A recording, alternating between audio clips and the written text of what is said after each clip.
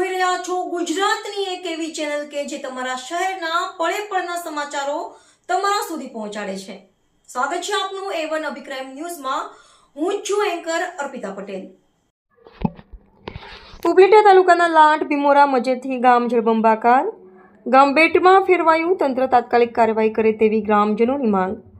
રાજકોટ જિલ્લાના ઉપલેટા તાલુકાનું લાંટ ભીમોરા અને મજેઠી ગામ આજે ધોધમાર વરસાદના કારણે સંપૂર્ણ જળબંબાકાર બન્યું છે। અંદાજે 1.5 કલાકમાં 5 ઇંચથી વધુ વરસાદ વરસતા ગામ તરફ જતા તમામ મુખ્ય રસ્તાઓ પાણીમાં ગરકાવ થઈ ગયા છે।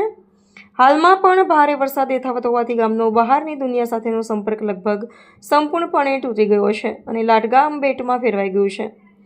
રસ્તાઓ પર પાણી ફરી વળતા વાહન વ્યવહાર સંપૂર્ણપણે બંધ થઈ ગયો છે। આવી પરિસ્થિતિમાં જો કોઈ દર્દીને તાત્કાલિક હોસ્પિટલ લઈ જવાની જરૂર પડે અથવા કોઈ ઇમરજન્સી સર્જાય તો ગામના લોકો માટે બહાર નીકળવું અશક્ય બન્યું છે।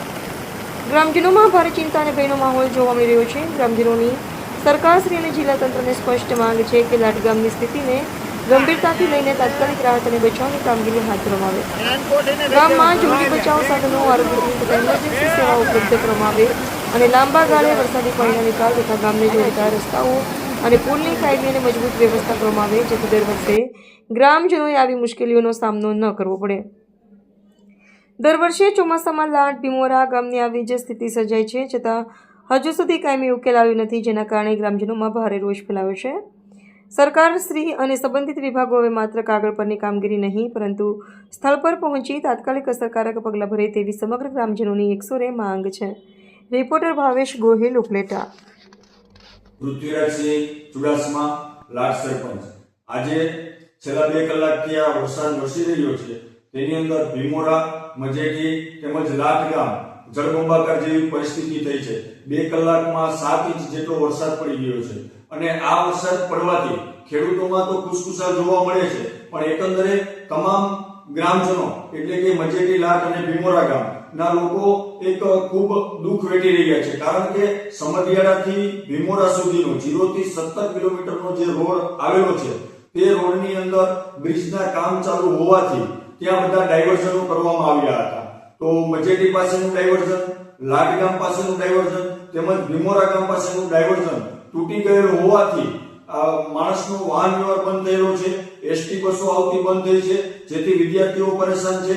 એસટી બસો ત્યાં અત્યારે હાલમાં પણ જ્યાં ડાયવર્ઝન છે ત્યાં પૂછી ગયેલ છે, એટલે સતત આવા બધા બનાવો બનતા રહે છે અને આ બનાવોની વચ્ચે ગામ લોકો પણ ખૂબ ચિંતિત છે કે પ્રાથમિક અહીંયા અત્યારે કોઈ જરૂરિયાત પડે, કોઈને ઇમરજન્સી, તો એક ગામથી બીજા ગામ નથી જઈ શકે તેમ, તેમજ એક ગામથી તાલુકામાં પણ પહોંચી શકે તેમ નથી, એટલે કોઈ પણ ઇમરજન્સી સેવા ઊભી થાય તો અત્યારે અમારા ગ્રામજનોની ખૂબ જ તકલીફ છે।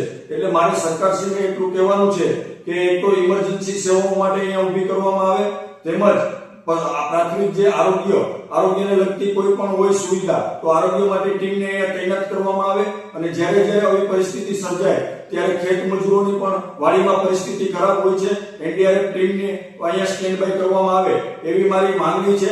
તેમજ જે પાણી ફરી વળ્યું છે તે પાણી 24 કલાક પછી પણ ઉતરી જતા કોઈ રીતે તંત્ર દ્વારા રિપેરિંગ થઈ શકે તેવું નથી। તંત્રને મેં વારંવાર જાણ કરેલી તો પણ તંત્ર દ્વારા મને એવું કહેવામાં આવ્યું છે કે હમણાં જ આવે અમે કરી દે, અને ખાસ કરીને કહું તો આમાં કોન્ટ્રાક્ટરની ઘોર બેદરકારી સામે આવે છે, કારણ કે કોન્ટ્રાક્ટરને અમે વારંવાર રજૂઆત કરી તેમજ તંત્રને, એમના અધિકારીઓને પણ અનેકવાર જાણ કરી તો પણ ડાયવર્ઝન બાબતે કોઈ જાતની ચિંતા કરેલ નથી અને અત્યારે જે ડાયવર્ઝનો તૂટી ગયા છે તે ડાયવર્ઝનો તૂટી ગયા છે તેમની ફરજ પણ એ તંત્રની અને કોન્ટ્રાક્ટરની છે, એટલે કાયદાકીય કોન્ટ્રાક્ટર પર પગલાં લેવામાં આવે તેમજ તંત્રના જે અધિકારીઓ છે અધિકારીઓ પર પણ પગલાં લેવામાં આવે તેવી તમામ ગ્રામજનોની માંગ છે।